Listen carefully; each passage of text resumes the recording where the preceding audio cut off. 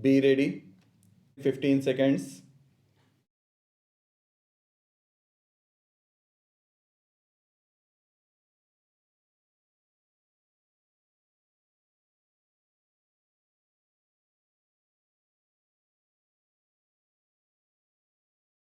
Sir, now he read out some of the measures that the finance minister has taken the repeated double dose of devaluation, etc. The fact is that there was exchange rate situation not in line with the market. So far as Indian rupee is concerned, it had to be brought to a realistic level. After all, the external price of rupee is a function of supply and demand of rupee in the international market. By artificially pegging it high, you are creating problems for yourself. It does not solve the problem. Of course, under the floating exchange rate situation, the price gets adjusted parity, but it needed realignment substantially and what you call double dose. Of course, there were two steps, and perhaps it could have been done in the first step. I concede that point. Maybe the finance minister wanted to have your reaction first and then go about it further. But ex post facto judgment is that the exchange value of rupee is more realistic today. Are you suggesting that it should have been retained at the same level? Reflect on that and then react. You have talked about fertilizer subsidy. Let us face this fact. The fertilizer subsidy was a load on the economy. Subsidies must have economic rationality, and all steps which you take may have historical rationality at some point. But simply because you gave one, they do not remain rational. They become irrelevant, and the fertilizer subsidy is a good case where initially it was needed. It served its purpose. It has delivered, among other things, a kind of vibrant rural economy in the Green Revolution area. But let us go deep into that. What is now the productivity of the agricultural sector in the Green Revolution, the prime beneficiary of the fertilizer subsidy?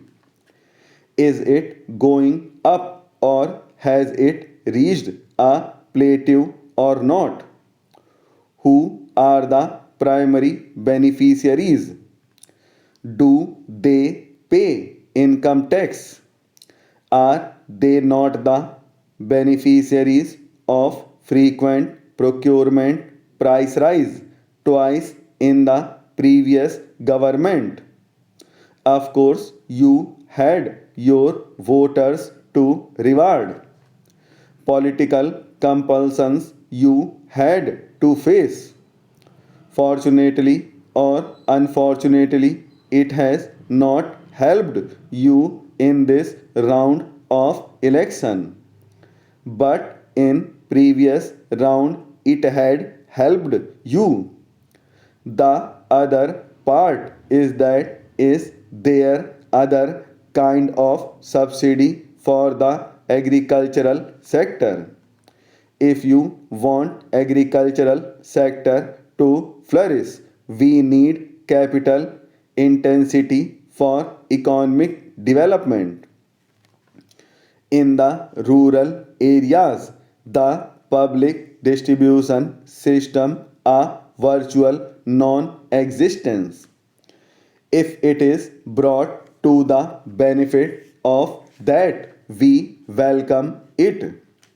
We know more sugar is consumed in the urban sector, and by that more subsidy is diverted to a relatively affluent urban class, which is wrong in my judgment.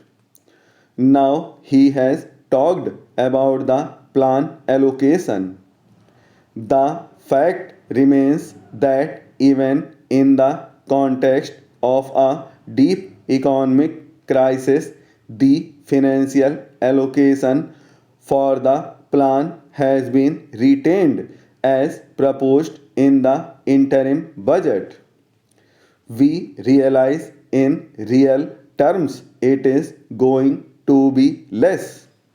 But the fact is that we must compliment this government that we have cut corners here, there, and everywhere to see that the plan allocation which the previous government in its wisdom made is protected. In real terms, it is certainly going to be less because of the price rise. But you must give compliments to the government that despite the fiscal crisis and all other problems, despite the fact that our own planning program is still on the design board because we have announced that the eighth plan is to begin from the 1st of April 1992 because two of you have delivered a 2-year plan holiday to this country. The very fact that we have allowed that much to be retained will protect the growth impulses. But more important, within the plan allocation, priority has been given to the rural sector and to the agricultural sector. You talked about employment. You promised milk and honey. How many jobs you created? I leave it to your wisdom. We have promised in the rest of this financial year 900 million man days of jobs to be created more in the rural sector and the agricultural sector, and that is why the plan allocation is tilted in favor of the rural sector and the agricultural sector. That was one of your election promises. How much of that you delivered in terms of stepping up of investment for the rural sector? I leave it for you wisdom to reflect. Now it is not only the rural sector, the agro industries that is going to benefit. The social sector, such as education, health, etc., will ultimately generate additional employment opportunities here. Madam, our friends talked about public enterprises. We have faithfully carried the logic of what Honorable Minister proposed with regard to offloading of public sector shares.